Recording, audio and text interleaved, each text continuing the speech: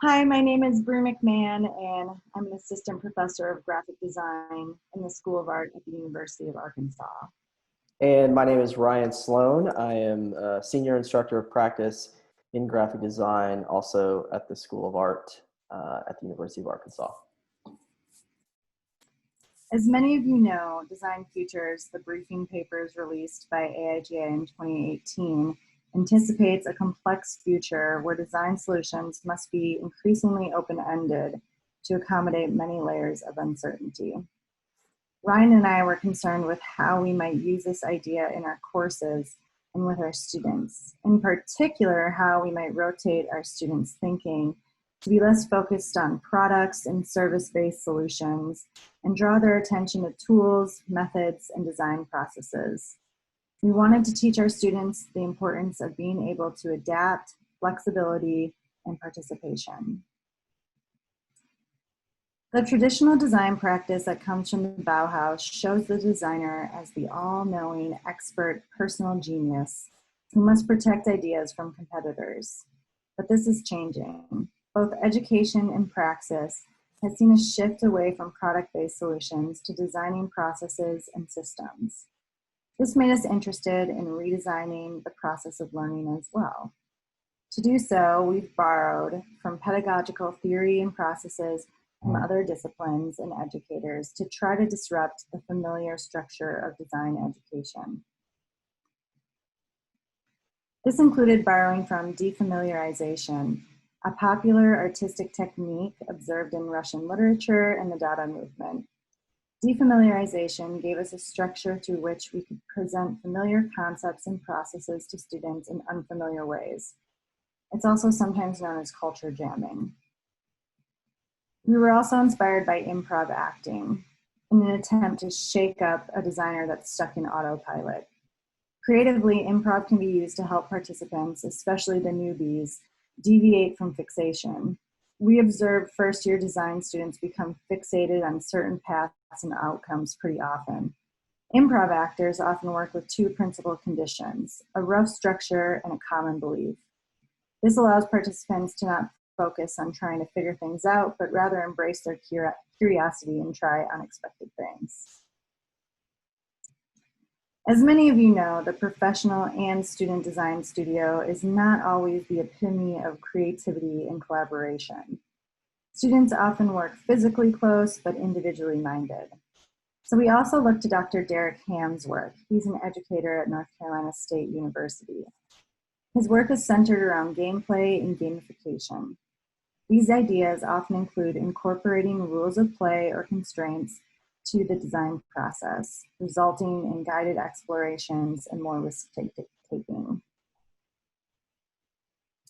In addition to the theories we explored, we were also inspired by existing precedents.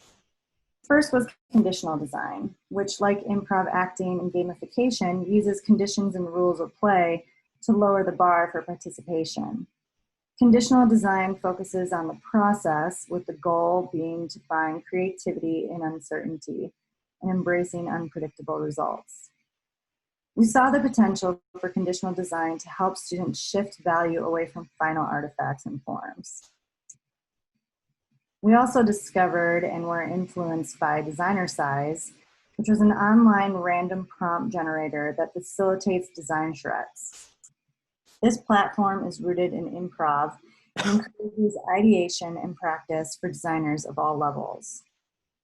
What we liked about Designer Size was the true randomness of it all. It encouraged critical thinking, and when a timer is applied, speculation runs wild. This whiteboard way of sketching tears down creative blocks and let the minds wander. As active designers and educators, our investigations surrounding these principles inevitably led us to create the Mashmaker project, a nod to a mashup of oppositional elements commonly found in music. In this system, we designed songs in real time within specific parameters. These ubiquitous constraints were designed to provoke improvisation and introduce a disruptive and participatory design process.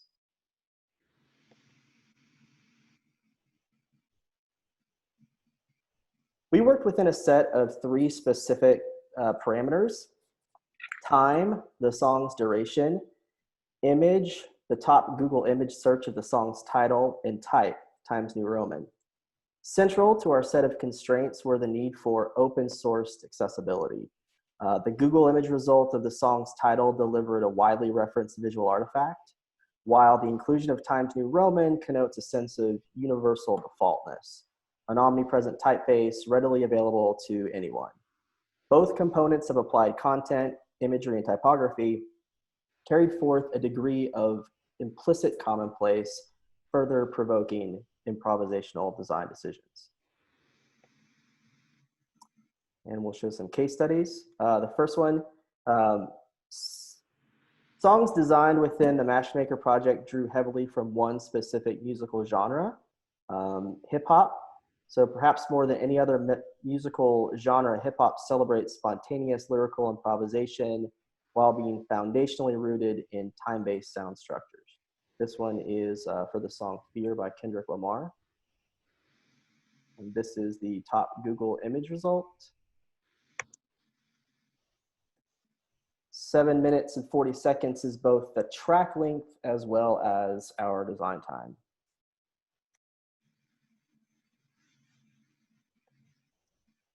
And here is the visual response to this song.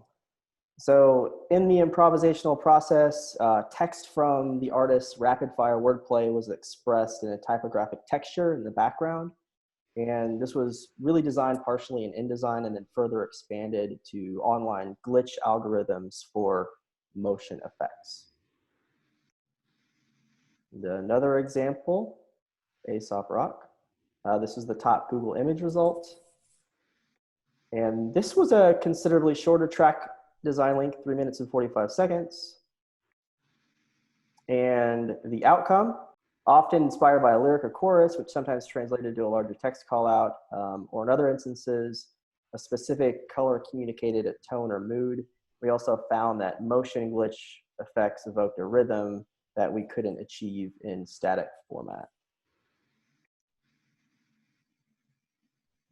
And a few further case studies for reference. The process of designing with such limitations really forced us to embrace the act of immersion and unexpected chance outcomes that arise from such a methodology.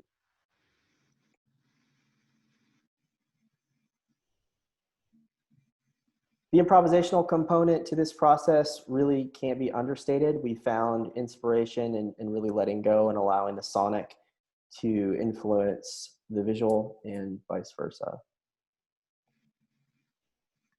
As we progressed in our research, we questioned if this system would apply to our students. As educators interested in the transferability of these explorations, we decided to adapt this project to the design classroom for further research. We began with an in-class design charrette in which first-year design students responded visually to songs in real time. In an effort to create a diverse sonic experience, songs for this workshop were chosen based on their specific qualities and as such ventured between instrumental scores to 70s era punk rock. Specific constraints were allocated to each song in a mix of familiar analog-based tools customarily found in a studio setting: highlighters, Sharpies, tape, Post-it notes, glue sticks, and X-Acto knives. As the workshop progressed, the constraints became more challenging and collaborative. In one exercise, students were blindfolded throughout the duration of the song. In another, students demonstrated a collaborative response when they were partnered together with their hands bound and prompted to create only with one tool, a Sharpie. And here's a video of that.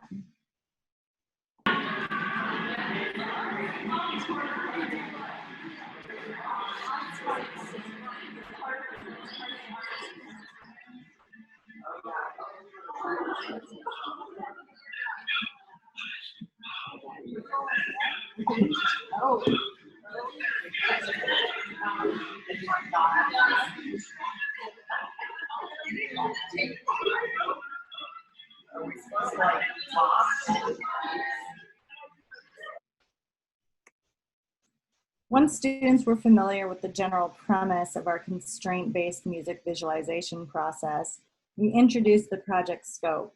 To begin, we asked that each student select a song of their choosing, and from that collection of crowdsourced tracks, we then created a shared Spotify playlist for the class to use as subject matter. Next, we introduced a set of constraints that would dictate their making. Each student was directed to choose one fixed condition, a connotative visual, and two flexible conditions, a variety of software-based tools. The fixed conditions were generally tied to the subject matter of the song, such as the top Google image result of the song's artist. And then the flexible conditions ranged from any use of the pen tool in InDesign to a specific Pantone color swatch. Designing in real time to music was a foundational component of Matchmaker, but we understood that students might feel some anxiety around designing under such a short amount of time. As such, we imparted a series of rules for the project. 1, don't worry about what it looks like. 2, allow yourself to have fun and take risks. And 3, there will be no critique. Additionally, we ask that they reflect on their observations, fears, accomplishments, process journey, and visual outcomes through reflective writing immediately following each visualization. And here are some student outcomes. So for each of the 16 tracks, students designed a square-based visual in Adobe InDesign using a mixture of conditions. When complete, each student created a family of visuals to their studio's playlist. And we're going to show some examples of the students' work.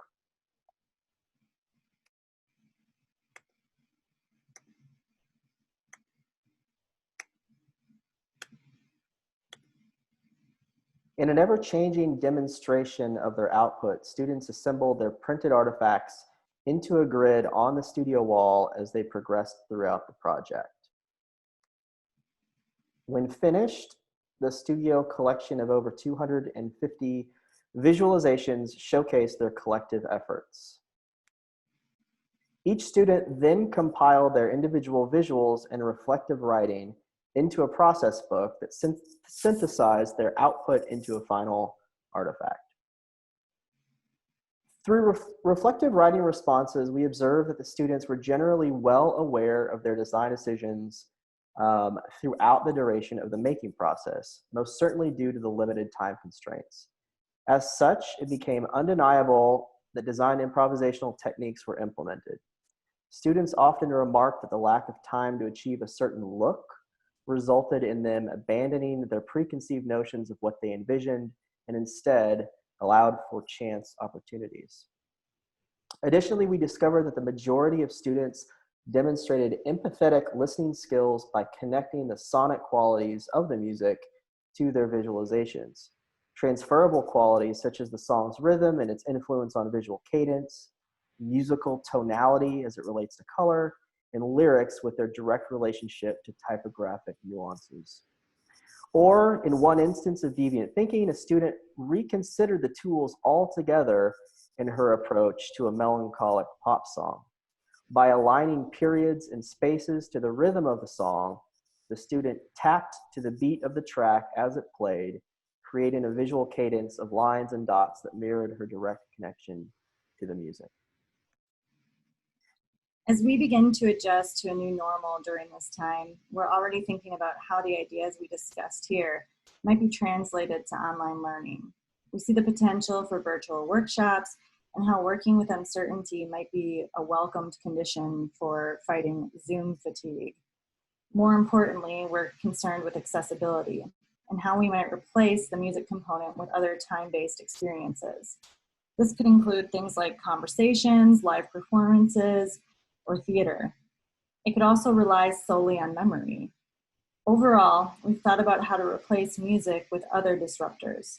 Disruptions are not limited to external noise, but also psychological or internal noise, and semantic or linguistic noise. We're interested how other disruptors might change the student experience.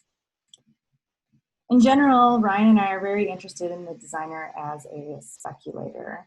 We know design is often associated with tangible outputs and making, and we see our students enter our program with this assumption. So we look forward to continue using this mashup model to encourage student speculation and future thinking. But we also see it as an empathy builder that encourages community amongst the student studio. If you have any questions, these are our emails. Please feel free to reach out and we'd love to talk. Thank you. Thank you.